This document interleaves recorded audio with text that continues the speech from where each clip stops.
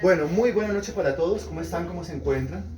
Bien. Bien. Bueno, yo les quiero pedir un favor. Vamos a poner el celular en un modo bajito. No nos vamos a demorar mucho. Va a ser una exposición corta, pero bien contundente. Vamos a hablar de la palabra de Dios. Y al hablar de la palabra de Dios, pues, tenemos todos que demostrar ese respeto, esa reverencia hacia esa persona sacra, santa, divina, sagrada, como lo es nuestro Señor Jesucristo. Entonces, de ninguna manera yo sería grosero al decirle apáguelo, no, ni ponerlo en modo avión, no, solamente colóquelo bajito, bajito, para que no haya ningún tipo de interrupción. Muchas gracias. Otra vez, muy buena noche para todos. ¿Cómo están? ¿Cómo se encuentran? Muy buenas noches. Bueno, saludo por este lado. Muy buena noche para todos. Buenas noches. ¿Cómo están? ¿Cómo se encuentran? Bien. Muy bien, ahora saludamos aquí por este lado. Muy buena noche para todos. Don Héctor, me place saludarlo, hombre. Personaje muy querido por nosotros. Y aquí por este lado, muy buena noche para todos. ¿Cómo están? ¿Cómo se encuentran? Bueno, estamos nosotros en novenas. En novenas. En novenas. Tenemos natilla, ¿cierto? ¿Hay natilla? La exhibimos, por favor. Eso con el fin de motivar a las personas. La exhibimos, por favor. Tenemos natilla, ¿cierto? Mire, tenemos natilla. Preparación de esas manos benditas allá. Tenemos natilla. Tenemos buñuelos, ¿cierto? Tenemos buñuelos también. Exhibimos los buñuelos, por favor. Tenemos buñuelos. Esto es con el fin de motivar. Porque si me invitaron a una novena, muy bien. ¿Qué más tenemos allí, Sofía? Mantecada, galleta, masato. Gloria al Señor, qué rico, ¿no es cierto? Muy bien. Pero primero lo primero, porque estas son las añadiduras, ¿cierto? ¿Cierto? Eso es lo de demás, es el plus, pero lo central, lo más importante es que lo más central es la palabra de Dios. Ok, la palabra de Dios. Entonces venimos nosotros haciendo este recorrido. El sábado estuvimos en Carimagua, localidad de Kennedy, casa llena, gloria a Dios. Ayer domingo estuvimos en Teusaquillo, también tuvimos una gran afluencia de personas en ese segundo día de novenas, en donde estamos hablando acerca del tema en cuestión, que es la encarnación del Señor Jesucristo. Y hoy sería el tercer día de novena y le correspondió a Álamos Norte, localidad de Engativá, la casa de Don Evelio. ¿Dónde está Don Evelio? La casa de la señora Cecilia. Señora Cecilia, saque la cara por la casa, muy bien. La casa de los anfitriones, han abierto su casa, su gran sala para nosotros, y como se puede dar cuenta, pues también hay casa llena, gloria a Dios. El tema de hoy tiene que ver con la encarnación de Cristo y tiene un título específico.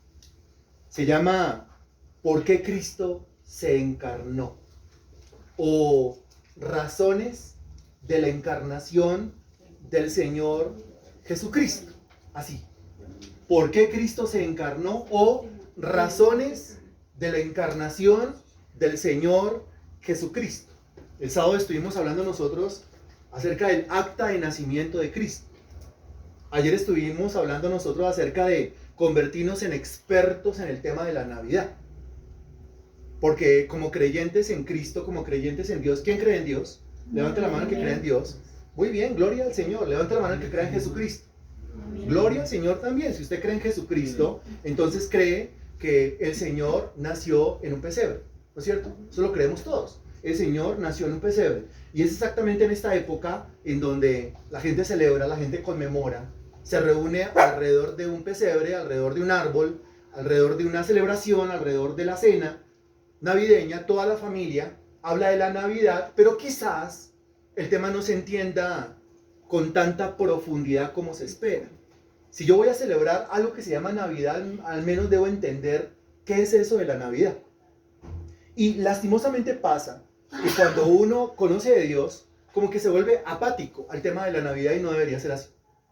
Cuando uno conoce de Dios debería ser no un apático, sino convertirse en alguien que conoce demasiado, que conoce mucho, bastante del tema de la Navidad, cosa que pueda ilustrar a los demás, compartir ese conocimiento con los demás. No puede ser que un cristiano sea un apático al tema de la Navidad si al que realmente le compete el tema de la Navidad es al cristiano. ¿Estamos de acuerdo? Le repito, no puede ser que un cristiano sea un apático al tema de la Navidad cuando el tema de la Navidad realmente le compete es al cristiano. ¿Por qué al cristiano? Porque el cristiano es aquel sujeto, aquel individuo que cree en ¿quién? Que cree en Cristo. Y si cree en Cristo, pues entonces tiene que creer toda la doctrina acerca de Cristo, incluyendo la doctrina que enseña que Cristo Que Cristo nació en un pesebre, que Cristo se encarnó. ¿Qué significa la palabra Navidad? Natividad. ¿Qué significa la palabra natividad? Nacimiento. ¿Qué significa el término nacimiento? Encarnación de Cristo. ¿Usted cree que el Señor nació en un pesebre? Me dirá que sí. ¿Usted cree que el Señor nació en Belén de Judea? Que sí. ¿Usted cree todo lo que enseña la Sagrada Escritura con respecto al relato del nacimiento del Señor Jesucristo? Sí. O sea que usted cree en la Navidad. Dese cuenta que aquí no estamos hablando de tradiciones, aquí no estamos hablando nosotros de costumbres de hombres, aquí estamos hablando nosotros es acerca de lo que enseña este libro, acerca del tema de la Navidad.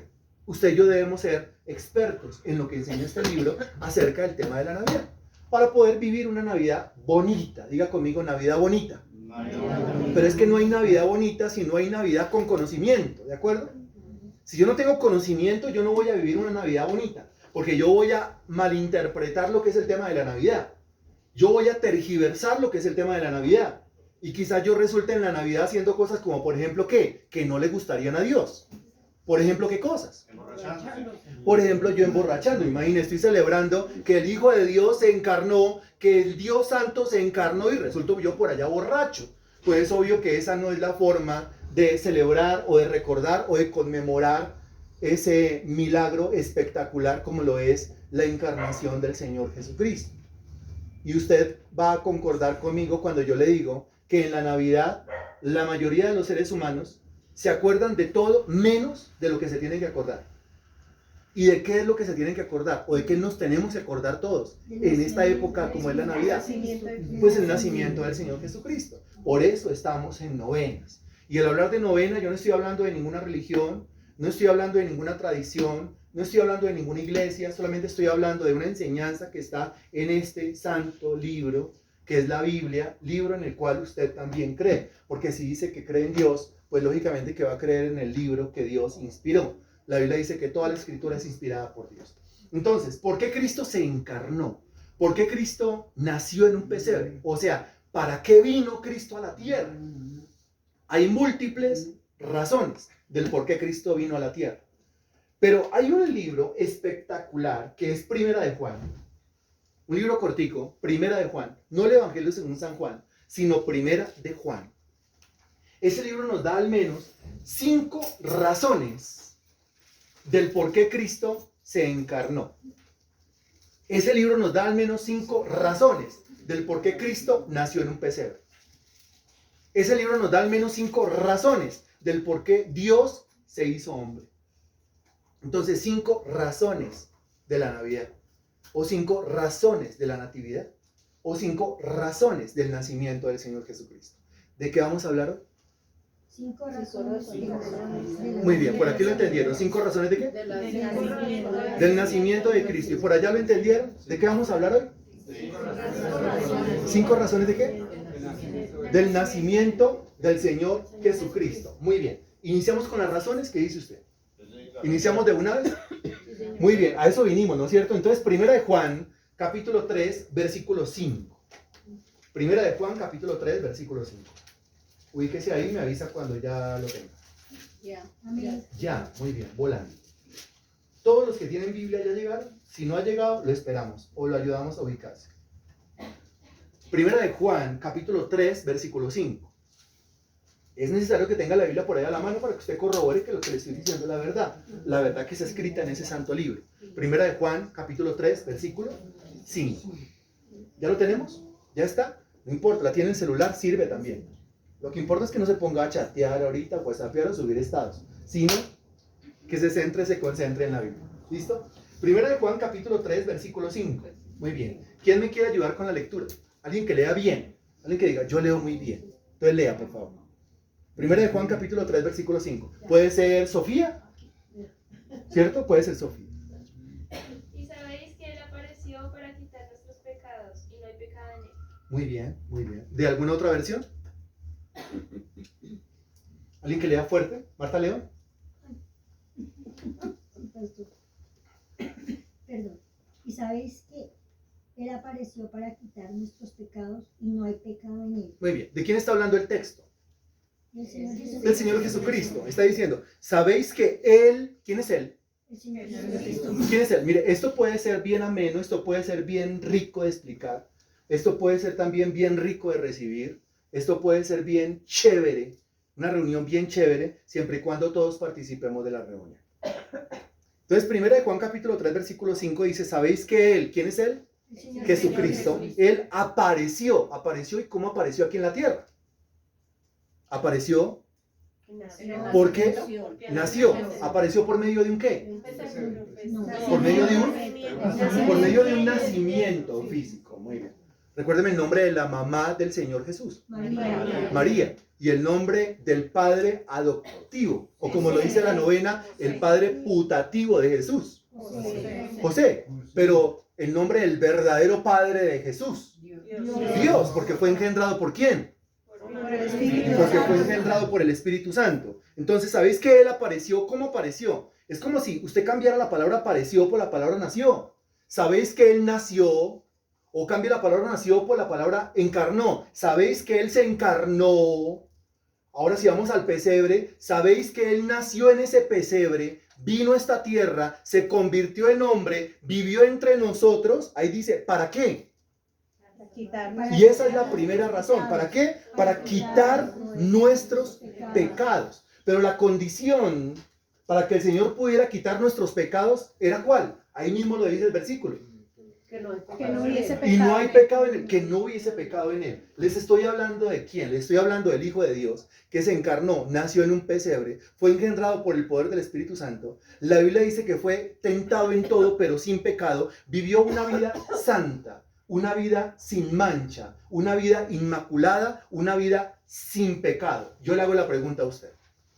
¿Quién de los que están acá considera que ha vivido una vida, desde que nació, una vida sin pecado? Sin mancha, inmaculada, una vida sin error alguno? ¿Quién de los que están aquí se puede reconocer como santo?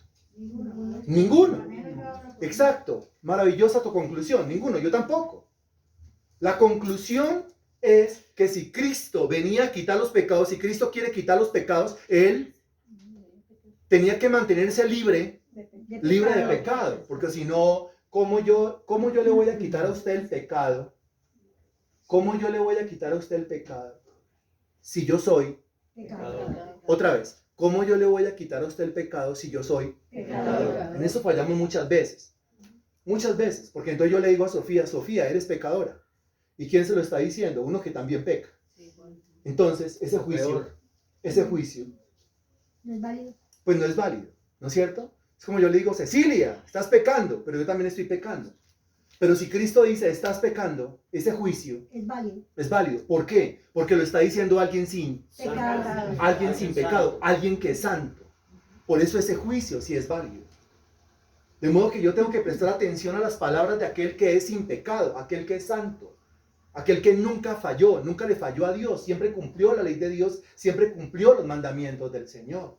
Y mire que aquí tenemos niños, tenemos adolescentes, tenemos adultos, tenemos gente ya grande, pero ninguno de los que estamos acá, con todas las edades que podemos tener y los contextos de donde venimos y los estratos a los cuales pertenecemos, ninguno de nosotros puede decir, yo he vivido una vida inmaculada. Yo he vivido una vida sin mancha y sin pecado. El único que lo puede decir es el Señor Jesucristo, que fue tentado en todo, pero nunca pecó. ¿Para qué apareció el Señor, según el versículo? Para quitar mis pecados. ¿Por qué? Porque yo le acabo de preguntar, ¿quién de ustedes ha vivido una vida inmaculada? Ninguno dijo yo.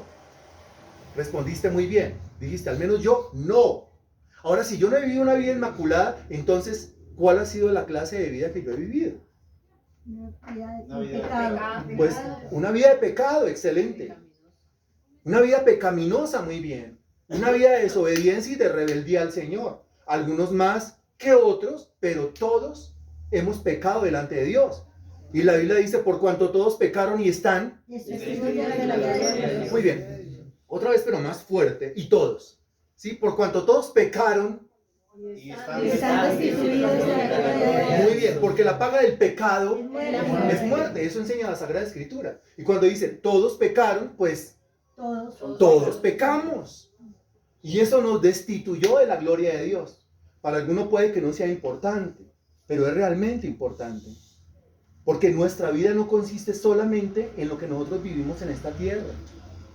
Ojo esto que estoy diciendo. Nuestra vida no consiste solamente en esto que nosotros vivimos en esta tierra, en este lapso de tiempo que vivimos en esta tierra. A veces creemos que ya cuando yo muero, ya acaba todo. No, cuando yo muero, realmente comienza todo. Porque aquí en esta tierra es cuando yo tomo la decisión de creer que Cristo vino para quitar mi pecado, o no creo en Cristo y yo sigo viviendo una vida a mi manera. Y si es una vida a mi manera, es una vida en pecado. Cristo apareció para quitar mis pecados, y esa es la primera razón de la encarnación del Señor Jesucristo. ¿Nunca se lo había preguntado? Que el pesebre y que la Navidad y que beben y vuelven a beber, y que tu taina, tu turumaina, y que tuki, y que mi burrito sabanero, y que todo eso, y que la pandereta, y que el gorrito navideño, y que el arbolito, y que el pesebre, todo eso es bonito. El verde, el rojo, la luz, todo eso es bonito. Pero la esencia de todo esto, ¿cuál es? El meollo del asunto, ¿cuál es? Cristo encarnado. Y ahí yo me pregunto, ¿pero para qué se encarnó? ¿Qué necesidad tenía de nacer en un pesebre?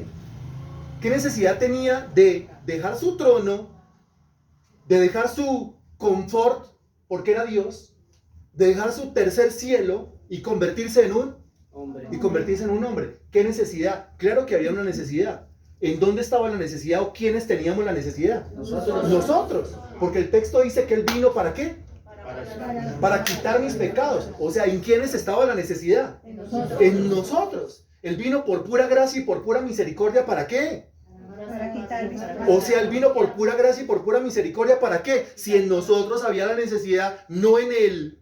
Entonces Él vino por pura gracia y por pura misericordia, ¿a qué? A salvarnos. Por pura gracia y misericordia, a ayudarnos. ¿Quién de ustedes lo puede creer en esta noche? Amén. ¿Quién de ustedes puede decir, yo sé que Cristo vino para quitar mis pecados?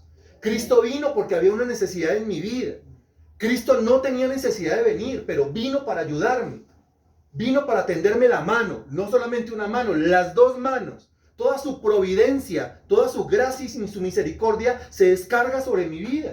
¿Él es bueno o no es bueno? Es bueno. Vino para ayudarme. Solamente piénselo. Solamente piénsalo, Sofía. Cristo vino para ayudarte. ¿Cómo te parece? Cristo vino porque te quiere. ¿Cómo te parece? Eso es bonito o no es bonito. Eso es bonito de oír o no es bonito de oír. Usted vino en esta noche a escuchar palabras de gracia.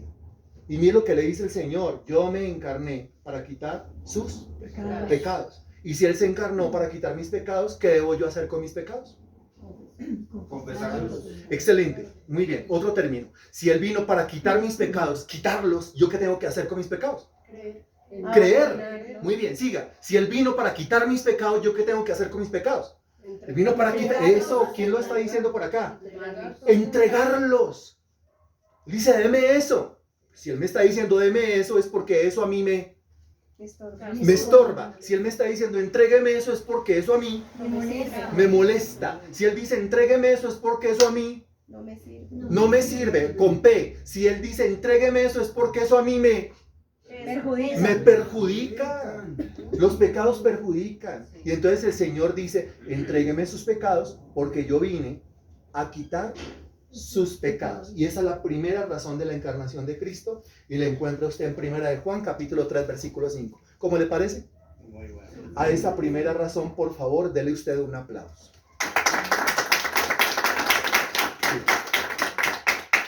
Bien. Recuerde que no hay natilla, no hay buñuelo, hasta que no hagamos un quiz y usted me repita al final cuáles son las 5 razones de la encarnación de Cristo. Uy, perdí. Bien.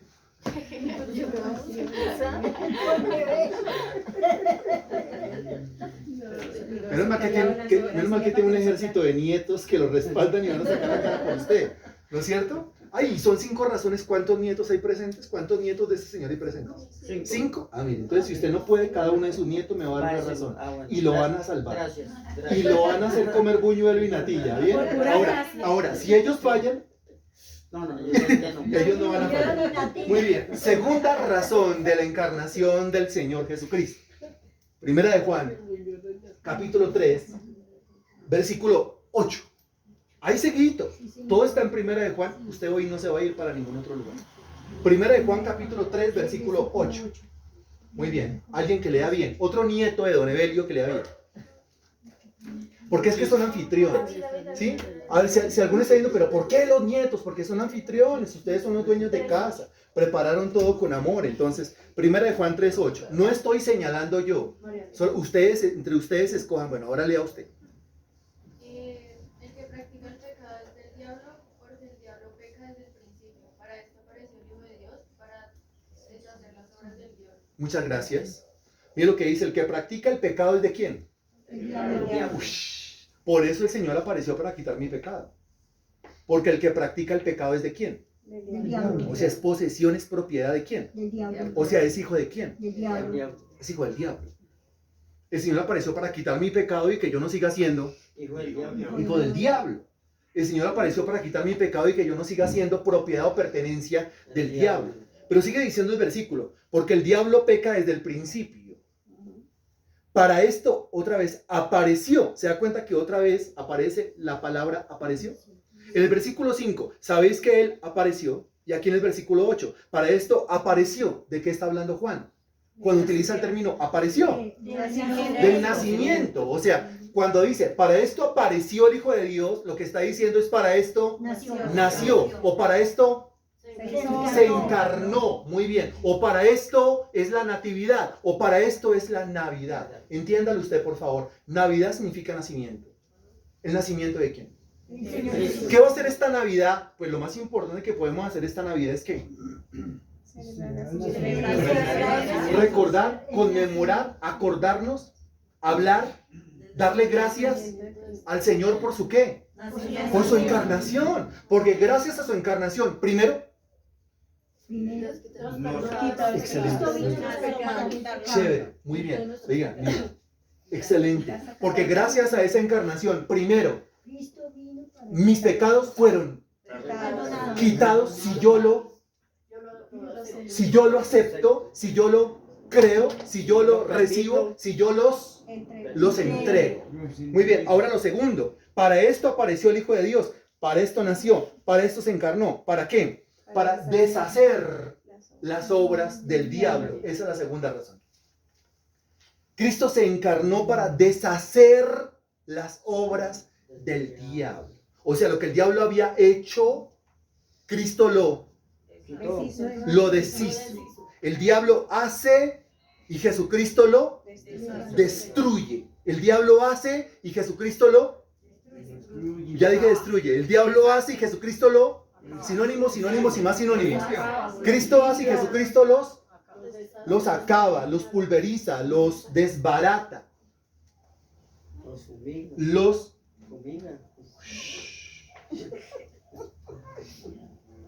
Para esto apareció el Hijo de Dios, para deshacer las obras del diablo. Ahora, obras del diablo como cuáles, por ejemplo. Como matar, como robar. Pero ojo que eso que usted está diciendo ahí, mentira, robar, matar, esos son los pecados. Y los pecados ya fueron mencionados. Obra del diablo como cuál. ¿Alguna vez se acercó al Señor Jesucristo una mujer que estaba encorvada? ¿Se acuerdan ustedes de la historia? ¿Cuántos años llevaba esa mujer encorvada? 12. Ah, no, 12 era la... Bueno, entonces se dice muchos. Okay. Esa mujer llevaba muchos años encorvada. Se acerca al Señor Jesucristo. ¿Y el Señor Jesucristo qué hace con la mujer? La sana. Y el Señor Jesucristo dice, es que esta mujer está bajo el yugo o bajo el azote ¿de quién? Del diablo. O sea que eso que tenía en la columna. ¿Y cómo puede llamar usted eso que tenía en la columna? Una joroba, siga. Esto que tenía en la columna, una jiba, siga. ¿Eso es una qué? ¿Eso es una qué? Muy bien. Excelente. ¿Tú fuiste? Muy bien. Excelente, muy bien. ¿Esto es una qué? Esto es una enfermedad. ¿Qué tenía esa mujer en la columna? Tenía una enfermedad y el Señor la sanó y dijo, es que lo que tenía esa mujer en la columna, lo que tenía esa mujer en los huesos, era un azote o un yugo ¿de quién? Del diablo, indicando que las enfermedades son obras del diablo. Indicando que las enfermedades son yugos del diablo, las enfermedades son azotes del diablo, las enfermedades son yugos de Satanás. Y si las enfermedades son yugos de Satanás, pues entonces hay otras cosas que también son obras del diablo. Por ejemplo, La pobreza. la pobreza. Excelente, tú dijiste pobreza. Sí. ¿No considera usted que la pobreza es un yugo del diablo? Sí. ¿O la pobreza es una bendición de Dios? No. Alguno que se levante aquí y diga, Señor Dios, hazme pobre, hazme miserable, endeúdame porque eso es una bendición. Nadie va a poder decir eso. Todos los seres humanos buscamos ¿qué? Progreso, ¿o no? Prosperidad, ¿o no? Por eso se estudia, por eso se esfuerza, por eso trasnocha, se quema las pestañas, por eso va y trabaja, se emplea, cambia de trabajo, se vuelve independiente, tiene proyectos, tiene propósitos, porque busca que la prosperidad, por eso se queda dentro del país, por eso se va del país, por eso se muda, se trastea, hace cambios, porque lo que busca es que, lo que busca es prosperar, y Dios quiere que prosperemos.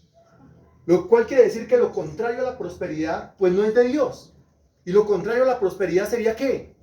Pobreza. Mientras van comiendo La ruina. galletica. Lo contrario a la prosperidad sería ¿qué? La escasez. La escasez. ¿Es de Dios o es del diablo? La ruina. La ruina. ¿Es de Dios o es del diablo? El diablo. La miseria. ¿Es de Dios o es del diablo? El estar endeudado de ver esta vida y la otra. ¿Es de Dios o es del diablo? Eso es del diablo. El gota a gota. El gota a gota. ¿Eso es un azote de quién?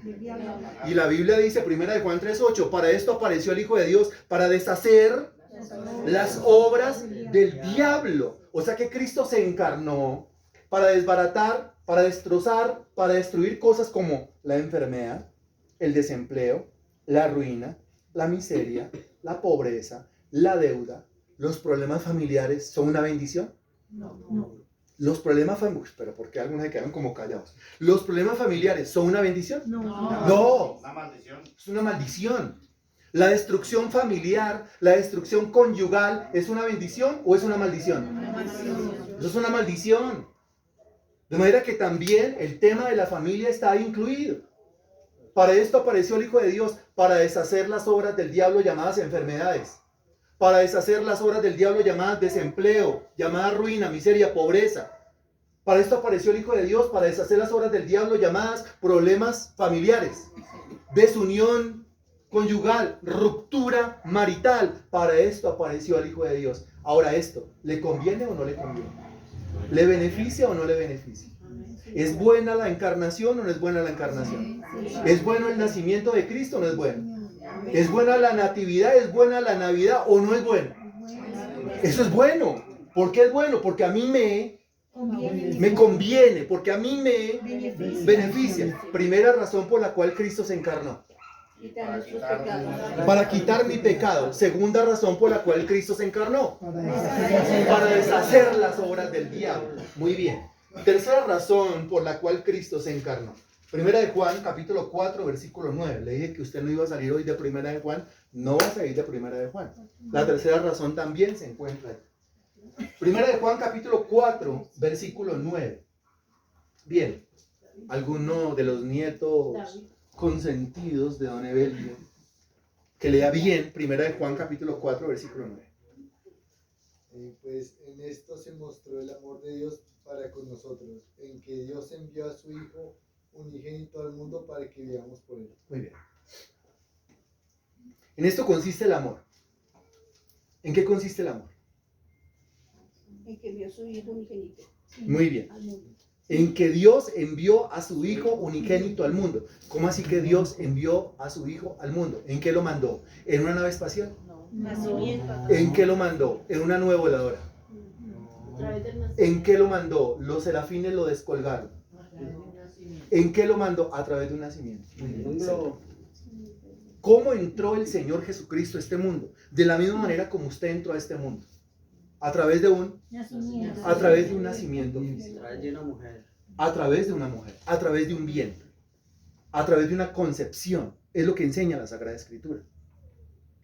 Y sigue diciendo el texto que Dios envió a su Hijo unigénito al mundo. Es lo mismo como si estuviera diciendo que Dios encarnó a su Hijo, que Dios hizo que su Hijo se hiciera hombre, que Dios hizo que su Hijo naciera en un pesebre, o sea, natividad, o sea, Navidad. Y ahí dice, ¿para qué?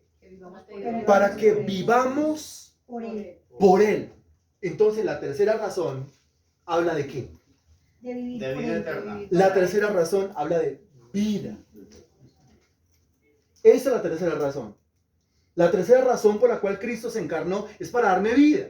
Ahora, si dice que la tercera razón por la cual Cristo se encarnó es para darme vida, eso quiere decir que yo no tenía vida. Entonces, si no tenía vida, ¿yo cómo estaba? Muerto. Estaba muerto. Y la Biblia dice que Él nos dio vida a nosotros cuando estábamos muertos en nuestros delitos y pecados. Le voy a dar la definición de muerte, pero tiene que prestarme atención. Al que yo vea que no me está prestando atención, que se está distrayendo, le mandamos una ráfaga de preguntas ahí, estilo cuestionario. ¿Le parece? Pensé que una ráfaga de buñuelos. No, eso es al que me está prestando atención. Una ráfaga de buñuelo. Abra la boca y Sofía se encarga de coma, porque fue el que más participó. Y el que menos participe, eso lo dejamos sin buñuelo, lo dejamos sin natilla, no más galleta, no tinto, no... ¿Qué más hay? Torta, masato, etc. Muy bien. Le voy a explicar algo, mire. La definición de la palabra muerte. Estamos hablando de vida, entonces hablemos de muerte. La palabra muerte, según el diccionario, significa separación. Eso significa la palabra muerte. Si usted lo analiza por donde usted lo vea, realmente hay una separación cuando una persona se muere. ¿Sí? De la manera más sencilla como uno lo interpreta, es que pues cuando un familiar se muere, pues hay una separación de ¿qué? No, una separación de lo más básico, de la familia. Se murió mi papá, mi mamá, mi hijo, mi hermano, el cónyuge. Hay una separación de la familia y decimos nosotros ese vacío que queda, hay una separación. Pero teológicamente hablando, bíblicamente hablando, esa separación va más allá, es más profundo el concepto. Porque la Biblia dice que usted y yo somos conformados por 3 partes. Y esas 3 partes son espíritu, alma y cuerpo. Muy bien, miren lo que hace la motivación del buñuelo, ¿no? Esas 3 partes son espíritu, alma y cuerpo. Entonces, cuando uno se muere, pues los componentes, cuando uno se muere, las 3 partes que lo conforman a uno se separan. O sea, mi espíritu va para un lado, mi alma va para el otro, y usted ya sabe dónde se queda el cuerpo. ¿Cierto? Ahí en la tierra. En el cementerio. O lo meten a una bóveda. Muy bien. O si no, lo mandan al crematorio. Usted ya sabe lo que le pasa al cuerpo. Ahora, ¿qué es lo que le pasa al alma? Que es, digamos, como la parte en cuestión. Porque la Biblia habla de un cielo y la Biblia habla de un infierno también. ¿Cuál es la parte del ser humano que va para un lado o la parte del ser humano que va para el otro? El alma. O sea que lo que se salva o lo que se condena, si usted cree en el pesebre, si usted cree en la Navidad, y la Biblia dice que Él apareció para quitar mi pecado, para deshacer las obras del diablo y para darme vida eterna, eso quiere decir que yo no tenía vida, que yo estaba muerto. ¿Y para dónde va un muerto? Un muerto va, una persona separada de Dios, una persona sin Dios en su vida, una persona que nunca ha creído en Jesucristo, que nunca ha creído en Dios, pues ¿para dónde va? No según yo, sino según la Sagrada Escritura. ¿Para dónde va? Exacto. Eso le enseñó Jesucristo. Es una enseñanza directa de Cristo. Mire, si usted se pone a examinar los sermones de Cristo, va a llegar a la siguiente conclusión. Cristo habló del cielo, habló mucho del cielo, pero habló muchísimo más del infierno que del cielo. Ahora, ¿por qué habló muchísimo más del infierno que del cielo? ¿Cómo para qué? ¿Para qué me tienen que recalcar? Ojo que hay un infierno, ojo que hay una condenación, ojo que el tema del pecado, ojo que el tema de estar muerto en el delito. ¿Para qué me habla tanto de eso? Para que yo me arrepienta. Para que yo me arrepienta. ¿Para qué me hablan tanto de eso? Para que no peque. ¿Para? ¿Eso suena a qué? Me habla y es una exhortación. ¿Me está qué? Con A. ¿Asustando? No, otra. Con A. Pero también uno se asusta. ¿Quién dijo advirtiendo? ¿Quién dijo advirtiendo? El Señor fue el que dijo advirtiendo. Excelente, me está advirtiendo. ¿Advirtiendo para qué? Para que yo no. Para que yo no. Si me habla tanto del infierno, el infierno, me está advirtiendo. Para que yo no. Exacto, muy bien. Para que yo no vaya al infierno. Para que yo no. Para que yo no vaya por allá. Para eso me recalca tanto. Para salvarme del infierno. Ahora, ¿cómo hago para ser salvo del infierno? Pues creer en aquel que se encarnó para darme ¿qué? Vida. Vida. Ese es el tercer punto. Vida eterna. Vida eterna. Repítanme, por favor, recuérdenme, por favor, la primera razón de la encarnación de Cristo. Cristo Quitar vino los para pecados. quitar los pecados. Segunda razón de la encarnación de Cristo. Muy bien. Tercera razón de la encarnación de Cristo. Bien. La cuarta. La cuarta. Primera de Juan, capítulo 4, versículo 10. 4:10, o sea, el versículo que sigue. Uno de los nietos de don Evelio, que lea bien. ¿El de eso? No, el que estaba. ¿Es este? ¿El 10? ¿En Sí, el que esto sigue. consiste? Sí. En esto consiste el amor, no en que nosotros hayamos amado a Dios, sino en que Él nos amó a nosotros y envió a su Hijo en propiciación por nuestros pecados. Repíteme la palabra. En Propiciación. propiciación por nuestros pecados. Esa es la cuarta razón. La cuarta razón. Dios envió a su Hijo. ¿Cómo así Dios envió a su Hijo? Que se hiciera hombre para que naciera. Otra vez. Dios envió a su Hijo. ¿Cómo así Dios envió a su Hijo? ¿Cómo lo envió? Por medio de un nacimiento. ¿Cómo lo envió? ¿Cómo llegó aquí? Por medio de una mujer. O sea que el verbo se hizo carne, el verbo se hizo hombre.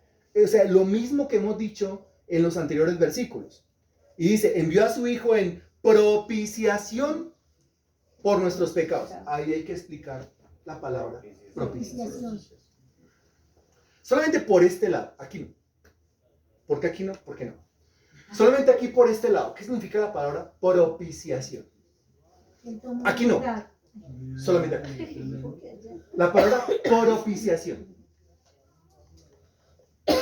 ¿Qué entiende usted? Porque usted lee la Biblia, propiciación. ¿Qué es eso? ¿Y usted sigue derecho?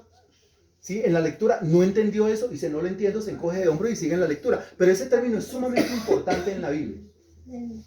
Porque Dios envió a su Hijo, o sea, se encarnó, nació en un pesebre para que se convirtiera en la propiciación por mis pecados. O sea, Cristo es mi propiciación. ¿Qué es propiciación? Chévere que sea mi propiciación, pero ¿qué es propiciación? Propiciación en la Sagrada Escritura significa aplacar. ¿Qué significa propiciación en la Biblia? Aplacar. Y siempre está conectado con algo. ¿Con qué? ¿Qué es lo que la encarnación de Cristo, el sacrificio de Cristo en la cruz del Calvario aplaca? ¿Qué? La ira de Dios. ¿Ira de Dios? ¿Qué significa ira de Dios? Que Dios está ¿cómo? Airado. Otra palabra que todos entendamos. Que Dios está bravo. Que Dios está enojado. Por aquí dicen que Dios está emberracado. Ahora, ¿qué es lo que a Dios le pone bravo? ¿Qué es lo que a Dios le enoja? ¿Qué es lo que a Dios le emberraca? ¿Que nosotros qué? Que nosotros pequemos. Como le desagrada el pecado, por eso, primera razón de la encarnación de Cristo. Apareció Cristo para quitar mi pecado. Porque es que no es tan fácil como que a Dios no le guste que yo peque, entonces yo dejo de pecar. No, yo no tengo fuerza para dejar de pecar. Vuelvo y le repito, yo no tengo fuerza para dejar de pecar. Alguien me tiene que dar la fuerza para dejar de pecar. ¿Quién me da la fuerza para dejar de pecar? Dios me da la fuerza para dejar de pecar. Mientras que yo no deje de pecar, ¿qué hay sobre mí? La ira. La ira está pendiente. Y la Biblia dice en Romanos capítulo 1, versículo 18, porque la ira de Dios se revela desde el cielo contra toda impiedad e injusticia de los hombres que detienen con injusticia la verdad. La Biblia habla de ira. Pregunta, ¿la Biblia habla de cielo?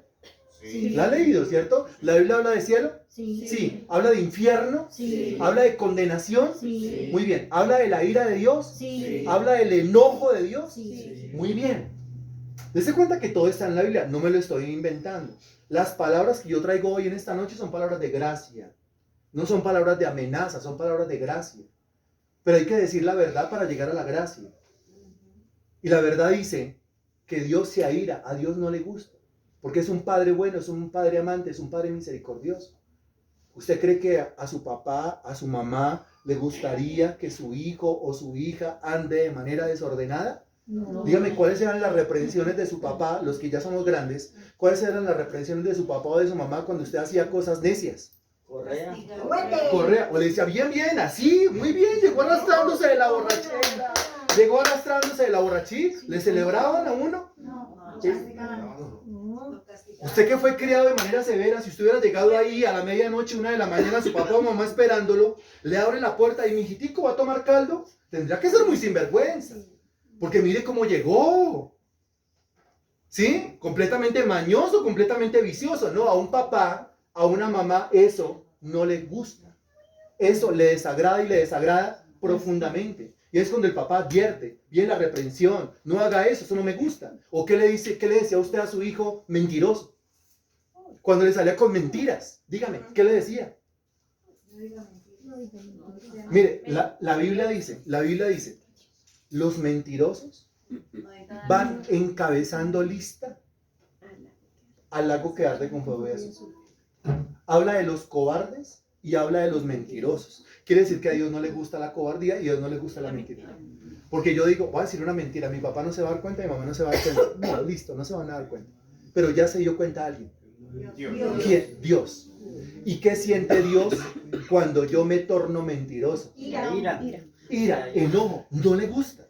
¿Pero por qué no le gusta? Por la misma razón que a mí no me gusta que mis hijos, que mi familia, que mi entorno sea mentiroso.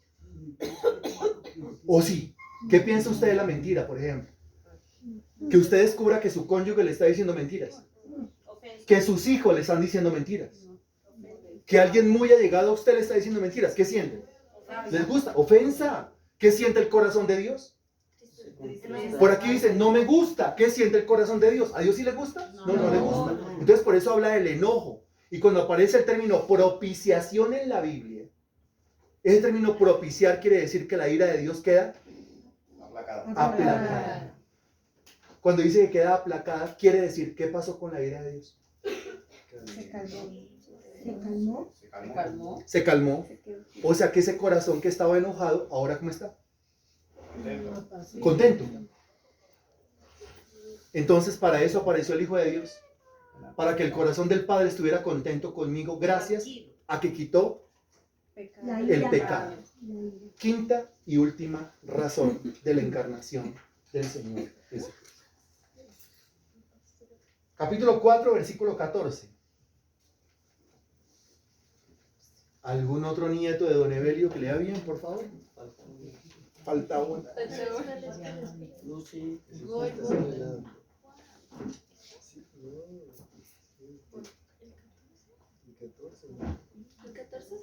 ¿El 14? Nosotros hemos visto y testificamos que el Padre ha enviado al Hijo, el Salvador del mundo. Muy bien. Y esta es la conclusión de todo lo que acabamos de decir. Testificamos que el Padre ha enviado al Hijo, otra vez, ¿cómo lo envió? Por medio de un nacimiento. Y lo envió para que se convirtiera en ¿qué? Salvador. En el Salvador del mundo. O sea, la quinta razón es que envió a su Hijo ¿para qué? Para salvarnos. Que envió a su Hijo para salvarnos. Envió a su Hijo para salvarme. ¿Cómo le parece? Ahora, ¿para salvarme de qué? ¿Librarme de qué? Sí, pero eso lo vimos en el primer lugar. La ira de Dios, bien, pero eso lo vimos en el cuarto lugar. Aquí tenemos que hablar de ese lugar que me esperaba. Muy bien. El infierno, muy bien. El lago que arde con fuego y azufre, muy bien. O la condenación eterna. Esa es la quinta razón de la encarnación del Señor Jesucristo. Salvarme de la condenación eterna. Salvarme del infierno o salvarme del lago que arde con fuego y azufre. Sería como estar diciendo lo mismo. Entonces, bueno, ¿a quién le pregunto? ¿A quién quiere que le pregunte? A los nietos de Don Evelio. A los nietos de Don Evelio. No, preguntémosle a Don Evelio. Ah, Ay, él dijo que ellos eran bien. Bueno, los nietos de Don Evelio, ¿quieren que le pregunte a Don Evelio o ustedes quieren responder por Don Evelio? Señora, al abuelito. Muy bien. ¿Tú quieres responder o le pregunto a tu abuelito? Al abuelito. Muy bien. ¿Tú quieres responder o le pregunto a tu abuelito? Muy bien. ¿Tú quieres responder o le pregunto a tu abuelito? ¿Quieres responder o le pregunto a tu abuelito? Abuelito. Como usted se puede dar cuenta, maldito el hombre que confía en el hombre. No, pero ustedes me ayudan. Bueno, listo. Le van a ayudar. Le van a ayudar. Sí. Están fáciles. Don Evelio, primera razón de la encarnación de Cristo. No. Quitar el pecado. Quitar mi pecado. Quitar Muy mi bien, pecado, muy el bien. pecado mío. Segunda razón de la encarnación de Cristo. Deshacer los pecados. No. No, deshacer el diablo. Las obras del diablo. Deshacer las obras del diablo. Muy bien. Tercera razón de la encarnación de Cristo. Darme vida eterna. Eso. Bien. Cuarta razón de la encarnación de Cristo. La de la palabra. La de la. Mira, esta. Es, muy bien. Esa. Mírame. Pero- Sí, pero díganlo en otras palabras si quiere. O sea, la de Aplacar la ira. aplacar la ira. Eso. Muy bien, don Evelio. Quinta razón de la encarnación de Cristo. Pues que vino su hijo a salvarnos a nosotros. Muy bien. Sí, el hombre. O sea, ¿lo salvó de qué? Del infierno. Excelente, don Evelio. Y como usted acaba de responder muy Ya bien, lo quiero. puede escoger a alguien de este lado, el que usted quiera, para que responda las mismas 5 preguntas.